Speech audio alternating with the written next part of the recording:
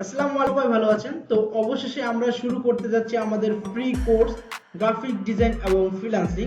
তো আজকে আমাদের 1 নম্বর ক্লাস। এই ক্লাসে আমরা শিখব যে কিভাবে আমরা অ্যাডোবে ইলাস্ট্রেটর এবং ফটোশপ সম্পূর্ণ ফ্রিতে ডাউনলোড করতে পারি এবং লাইফ টাইম ব্যবহার করতে পারি। আর আরেকটা কথা হচ্ছে যে আমি কিন্তু এই দুইটি সফটওয়্যারই আমার গুগল ড্রাইভ লিংকটা এই ভিডিওর ডিসক্রিপশন বক্সে অথবা কমেন্ট বক্সে দিয়ে দিব, আপনারা চেক করে নিয়ে নিতে পারেন।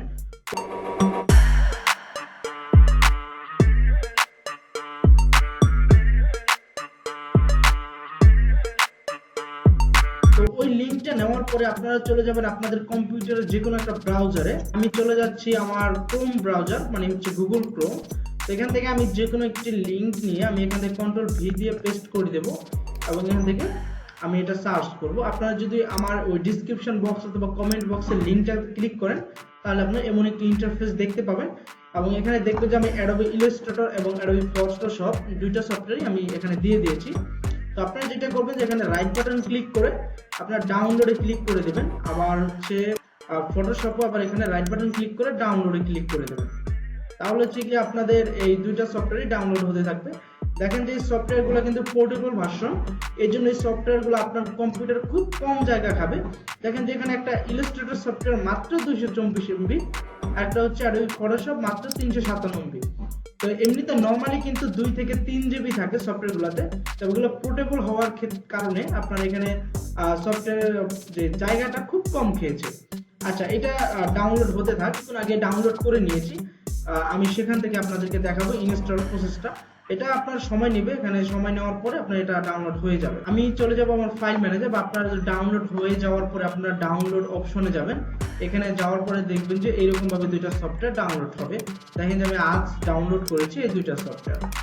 এখন এটার ইনস্টল প্রসেস হচ্ছে আপনি এখানে জাস্ট ডাবল ক্লিক করবেন অ্যাডোবি ইলাস্ট্রেটরে।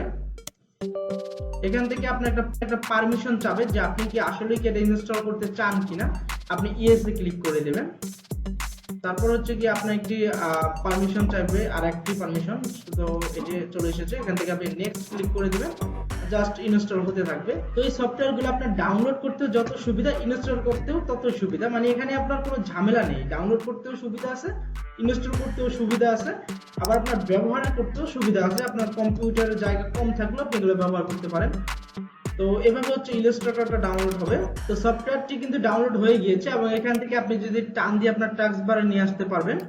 এবং ফটোশপটা সেম ভাবেই ডাউনলোড করবেন, জাস্ট রাইট বাটন ক্লিক করে আপনি রান অ্যাজ অ্যাডমিনিস্ট্রেটর দিতে পারেন, অথবা ডাবল ক্লিক করলেও আপনার অপশনটা আসবে, আপনি ইয়েস ক্লিক করে দিবেন। আমি আবার একটু দেখাচ্ছি। এখান থেকে ডাবল ক্লিক, এখান থেকে আপনি একটি পারমিশন চাবে, ইয়েস অর নো, আপনি ওই পারমিশনটা দিয়ে দিবেন। এখান থেকে আপনি নেক্সট ক্লিক করে দিলে আপনার এটা ইনস্টল প্রসেসিংটা চলতে থাকবে। তো এভাবেই আপনার ফটোশপ ইনস্টল হয়ে যাবে। তো আমাদের ফটোশপ ইনস্টল হোক, আমরা এখন অ্যাডোবি ইলাস্ট্রেটরের ইন্টারফেসটা দেখব এবং আমাদের আজকের ক্লাসে আমরা জাস্ট পেজ সেটআপটা শিখব। এখান থেকে আমরা ডাবল ক্লিক করলে আমরা ইলাস্ট্রেটর ওপেন করতে পারবো।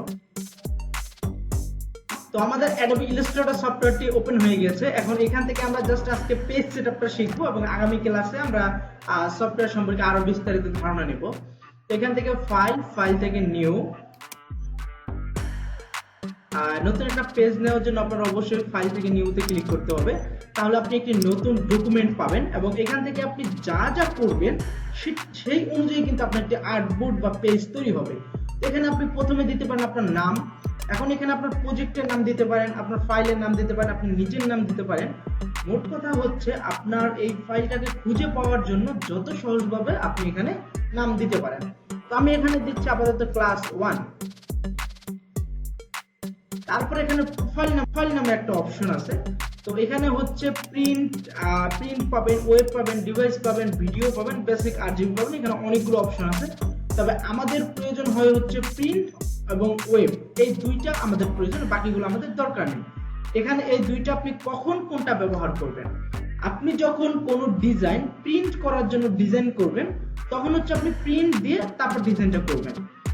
আবার আপনি যখন কোনো ডিজাইন ফেসবুক বা বিভিন্ন সোশ্যাল মিডিয়াতে আপলোড করবেন তখন আপনি এটা ওয়েব নিয়ে তারপর আপনি ডিজাইন করা শুরু করবেন।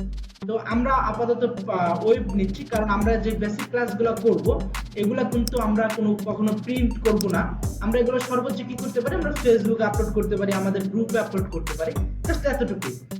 আচ্ছা, তারপর হচ্ছে আমরা এখানে নাম্বার অফ আর্টবোর্ড, আমরা কয়টা পেজ চাই বা কয়টা আর্টবোর্ড চাই, এখানে একটা দুইটা তিনটে এরকম ভাবে সুন্দরভাবে সাজিয়ে হবে। তো আমরা আপাতত একটা নিচ্ছি, তবে আপনারা যদি বেশি নিতে পারবেন। এটার একটা উদাহরণ হচ্ছে আপনি যখন বিজনেস কার্ড করবেন, দ্যাটস মিন ভিজিটিং কার্ড করবেন, তখন হচ্ছে গিয়ে আপনার কিন্তু দুইটা পেজ লাগে, কারণ ভিজিটিং কার্ডের দুইটা পার্ট থাকে, একটা হচ্ছে উপরের পার্ট আর একটা হচ্ছে পিছনের পার্ট। তো তখন কিন্তু আপনার দুইটা আর্টবোর্ড নেওয়া লাগবে।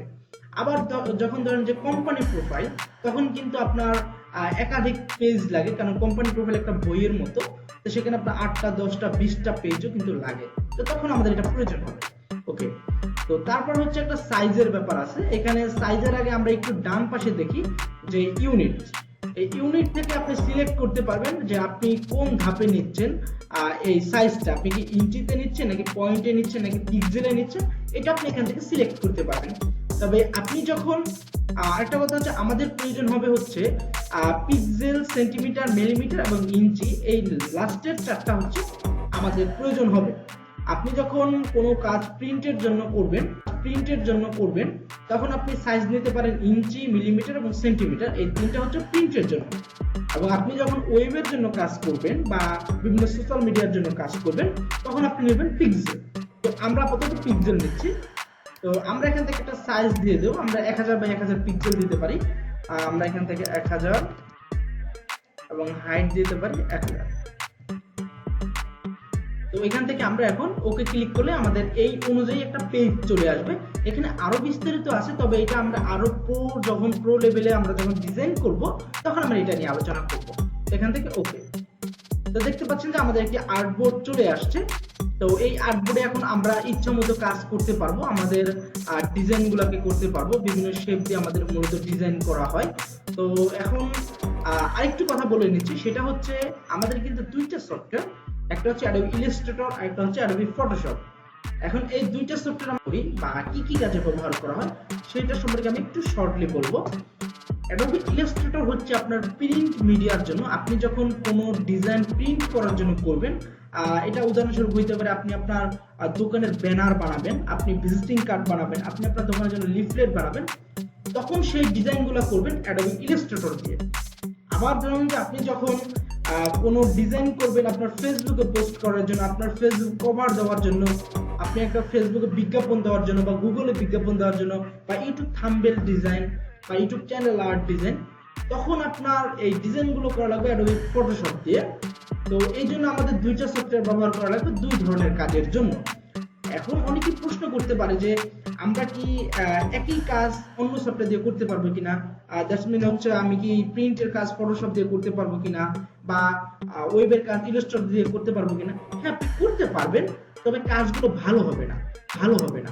যেমন ধরুন যে আপনি যখন প্রিন্টের কাজ ফটোশপ দিয়ে করছেন বা ওয়েব মিডিয়াতে করছেন, তখন দেখবেন যে কাজটা প্রিন্ট হওয়ার পর ফেটে গেছে বা কালার ভালোভাবে আসে নাই। এই সমস্যাগুলো হবে। যেমনটা অনেকেই বলে গ্রাম অঞ্চলে যে দায়ের কাজ কখনো কাঁচি দিয়ে হয় না, ব্যাপারটা একটু ওরকমই। তো আপনারা এই ব্যাপারটাকে অনেক সতর্ক থাকবেন যে আমরা সবসময় প্রিন্টের কাজ করবো adobe illustrator দিয়ে এবং আমরা ওয়েব মিডিয়ার কাজ করবো adobe photoshop দিয়ে। তো আমরা প্রথমে adobe illustratorটা শেষ করব ধাপে ধাপে, তারপর আমরা ফটোশপ করব। তো আজকে আমাদের 1 নম্বর ক্লাস হয়ে গেল। আমরা দ্বিতীয় নম্বর ক্লাসে আমরা এই টুলস সম্পর্কে একটু ধারণা নেব এবং আমরা শেপ সম্পর্কে শিখব। তো আশা করি আপনারা আমার সাথেই থাকবেন এবং এই সম্পূর্ণ ফ্রি কোর্সটা আপনারা উপভোগ করবেন এবং আশা করি আপনারা উপকৃত হবেন। তো পরের ক্লাসগুলো 2 নম্বর 3 নম্বর 4 নম্বর যতগুলো ক্লাস আছে এবং প্লে লিস্ট আছে, এটা আমি এই ভিডিও ডেসক্রিপশন বক্সে দিয়ে দেবো। আপনি নেক্সট ক্লাসটা কিন্তু ডেসক্রিপশন বক্স থেকে দেখে নিতে পারেন এবং অথবা আপনি আমার চ্যানেলেও কিন্তু ভিজিট। আর যদি আপনি চান যে আমার প্রত্যেকটা ক্লাস আপলোড হওয়ার সাথে সাথে আপনি পেয়ে যাবেন, তাহলে চ্যানেলটাকে সাবস্ক্রাইব করে বেল আইকনে ক্লিক করে রাখতে হবে। তো আজকে এই পর্যন্তই, সবাই ভালো থাকবেন।